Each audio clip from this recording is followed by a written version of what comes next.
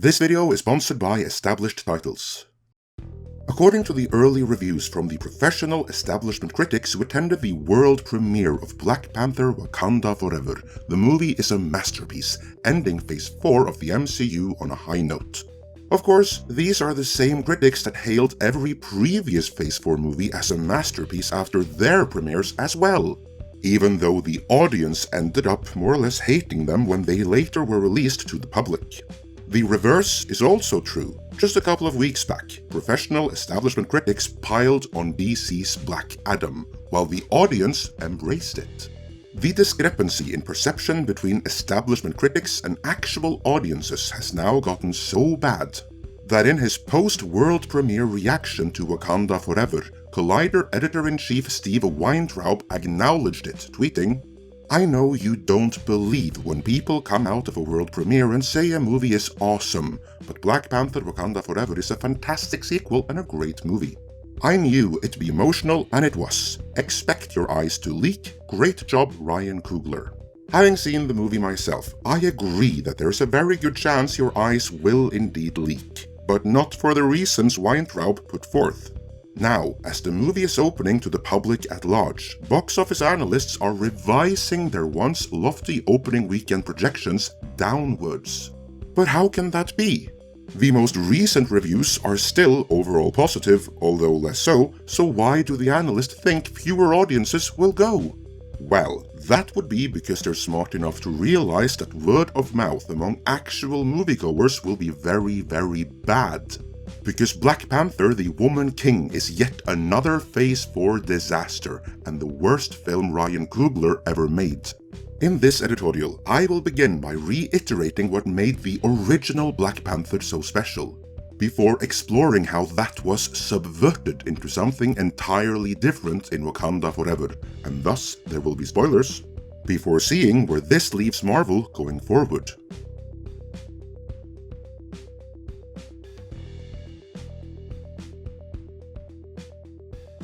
I have always maintained, and courtesy of the reporting from both Valiant Renegade and WDW Pro over at that park place, there is evidence to back this up.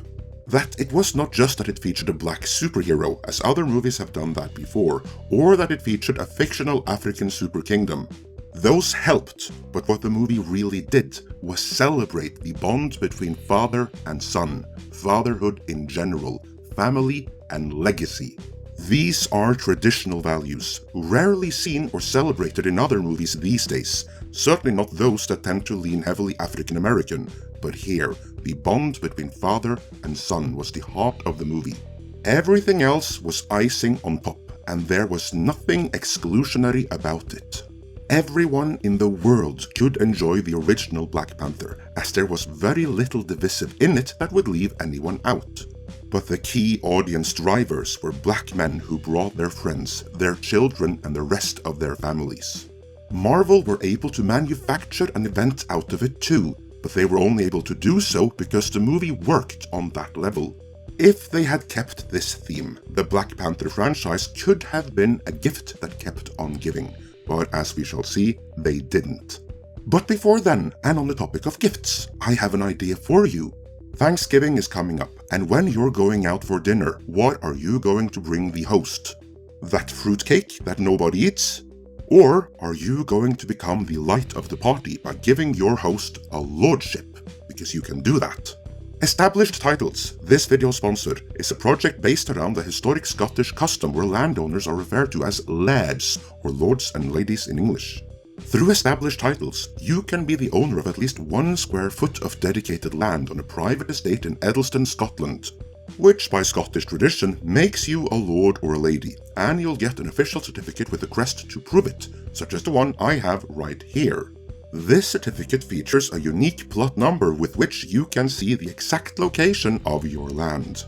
In places where prefixes are allowed in official documents, you might even be able to replace Mr. or Miss with Lord and Lady. Now obviously, this is a fun novelty, but it makes for a great gift, and novelty aside, there is a very real benefit to it. To support worldwide reforestation efforts, Established Titles work with global charities One Tree Planted and Trees for the Future, so for every order, a tree will be planted. Established Titles is running an early Black Friday sale right now, and if you use our code MIDNIGHT, you get an additional 10% off. Also, Established Titles told me that the first 200 people purchasing a title pack using our link will effectively be next to my plot, within a few minutes of walking distance. Depending on how many of you want to become a lord or lady, we can build our little Midnight's Edge kingdom. Go to establishedtitles.com/midnight to get your titles now. Link is in the description. With that, let's get back to what Wakanda Forever did so incredibly wrong.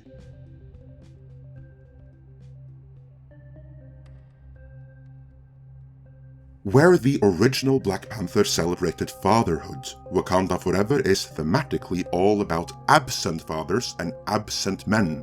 And the women, the mothers, the aunts, and the sisters holding it together and doing just fine, because they don't need no man. This point is hit home throughout the movie, but especially in the first and the last scene. Spoiler warning, as I pointed out. The movie opens with Angela Bassett's character, Ramonda, shutting down the so-called civilized international white society from stealing Wakanda's vibranium because they think it's safe because T'Challa is dead. But they got another thing coming.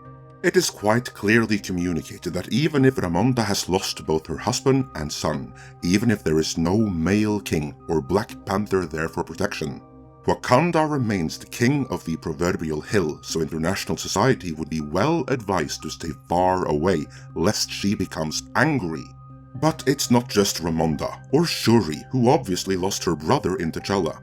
Ironheart, Riri Williams, the single biggest Mary Sue this side of Ray Palpatine and Michael Burnham, is also implied to have lost her father. Same thing with the movie's villain, Namor. He goes on and on and on and on about his mother, but his father isn't mentioned. And on that note, what of the other men in the movie, like M'Baku and the Tolkien White, Bilbo Baggins? Well, all of them are treated like idiots, subservient to the women around them. The only one who isn't is Namor, but he is in the end humiliated, emasculated, and forced to bend the knee to the women of Wakanda. So there's that. There's a strong recurring anti-male and anti-masculinity theme going on throughout. And then, finally, in the movie's mid-credit scene, we learn that T'Challa had a son. And he will be raised far away from Wakanda by his mother, her girlfriends, and his aunt Shuri. He knows he is the son of T'Challa, but there will be no living father figure or other male role model to guide him as he grows up.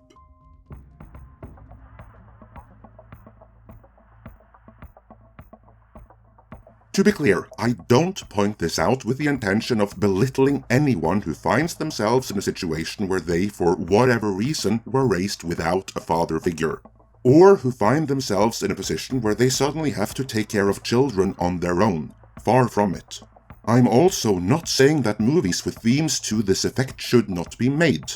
But there is a time and a place for everything, because what I am saying is that the theme of fatherhood and the link between father and son is the whole foundation behind the success of the original Black Panther. Everything else was icing on the top. If you remove that foundational theme, you are left with all icing and no cake, which I submit the men who made the first Black Panther the success it was will find inedible. Because Wakanda Forever is a thematic subversion of the original Black Panther. It took everything that made the original special, but twisted, turned, and inverted it into something where what was empowering became toxic, and what was inclusive became exclusionary. That, of course, fits right in with the rest of Marvel's Phase 4, which, with the exception of Spider-Man No Way Home, has been all about exclusion and tearing down the foundations Phases 1 to 3 built.